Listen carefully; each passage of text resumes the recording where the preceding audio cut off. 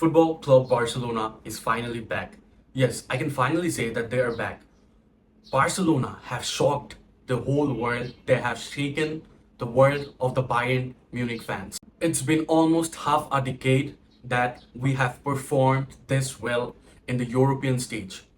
I mean, Setien, Coman, Javi, failures after failures in the European stages.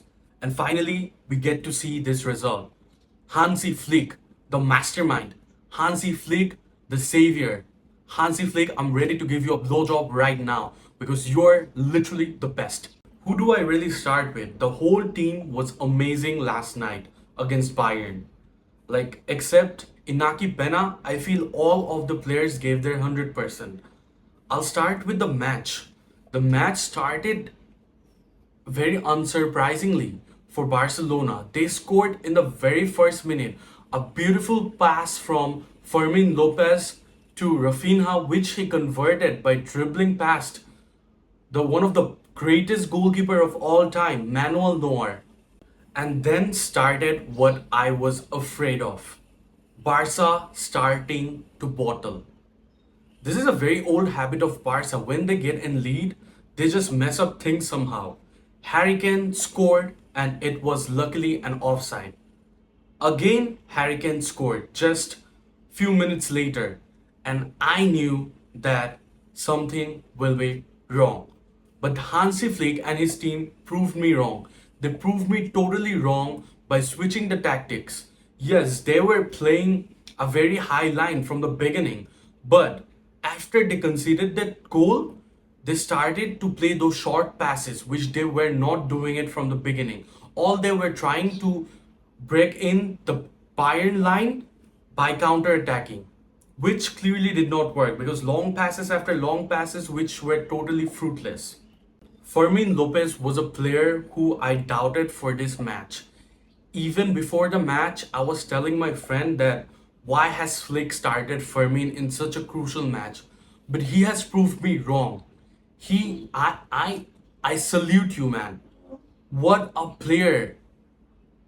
He was an academy player of ours a few years back, and now he has dropped one of the biggest masterclasses of his career. Trust me, 2 assists, which were crucial. The first one was a beautiful flick to Rafinha, and then the second goal, the pass to Lewandowski, it was amazing as well. I'm in loss of words what a player Fermin Lopez is. One player who went super underrated last match, which was Marc Casado.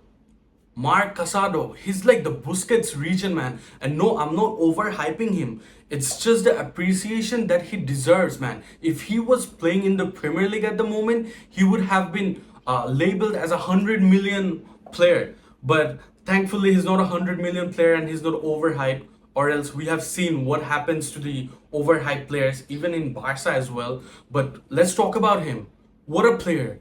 Perfect tackles, winning duels, making that pass, that long true pass to from one wing to another to Rafinha, that was just unbelievable. And the way he won battles against the Bayern players who were physically 100% stronger than him. This is what I see. This is his class. Marc Casado is class. Kimmich was shocked. I expected Kimmich to outperform every Barca midfielder. But Kimmich was just in shock. Marc Casado was way better than Joshua Kimmich last night. Let's talk about Pedri now. Pedri, a fit Pedri, is one of the best. He's not one of the best. A fit Pedri is the best midfielder in the whole freaking world. He's just amazing. He's mesmerizing to watch. He started the game as a number 6. Pedri starting as a number 6, which is a bit awkward. But he has adapted to that role so well. And then he played as a number 10. He and Yamal on that right wing, they were just unbelievable. Pedri was dancing throughout the field. Pedri was amazing. I was seeing Iniesta last night when I was seeing Pedri. Pedri, oh my god, you rocked my whole world. Now let's start with our defenders. All of our defenders were playing really good yesterday. I mean, starting with Inigo Martinez, he started with a very shaky foot. He was making some bad passes, some wrong decisions, but that was due to the immense press that Bayern was making throughout the very first 20 minutes. But then we saw another version of Inigo Martinez. He has saved us two goals, if I'm not wrong. And Kubarsi, as always, amazing player. The way he finds passes being a center back, it does not feel that he's a center back. It feels that he's an experienced midfielder. What a player, what a quality man. And then Kunde, oh my god, man. It seemed that the Bayern players could not get past of Kunde. Kunde was literally everywhere every time Bayern players wanted to attack. And then with Balde, I feel, had a very average match. I wouldn't say it was bad, but it wasn't well too. Because if you see that one time that he got space, he should have made the run and make a cross, but he could not beat Kim Min Jae. I mean, it doesn't make sense. It does not really make sense to me because Balde, you're a player who has speed. And Kim Min Jae, he's not a very fast player. He's not a player who's fast enough to catch you. And yet, you could not outrun him. That's kind of embarrassing, bro. Let's talk about our number 9, Robert Lewandowski. Oh man, if Lewandowski was playing good, yeah, no doubt he had a very good game. But he was not up to the mark. He missed 2 goals. He missed some passes. I mean, overall, he had a decent game, but I was expecting much more from Lewandowski, which is a lie because I do not like Lewandowski. But yeah, matches like this, I expect Lewandowski to perform well because I want my team to win, right? It's not any hate that's coming right in the way. I want Barca to win. For that, Lewandowski has to perform. But Lewandowski, if I compare the last big matches that he played, I feel this was his best performance, and I hope this is the start that he picks up his boots well and he performs better in the next matches. And well, man, our current star boy, the golden boy, the man who's supposed to replace Messi. Let's talk about Lamine Yamal. Lamine Yamal did not score yesterday, but was he one of the bad players of the whole game between these two teams?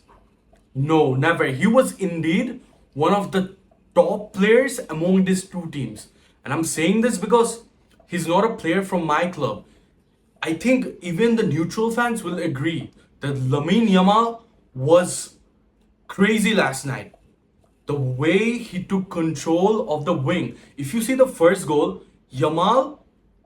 Alphonso Davies was supposed to mark Yamal. So he came up front to cover him, right? And that's what Lamine used for the benefit of Barcelona.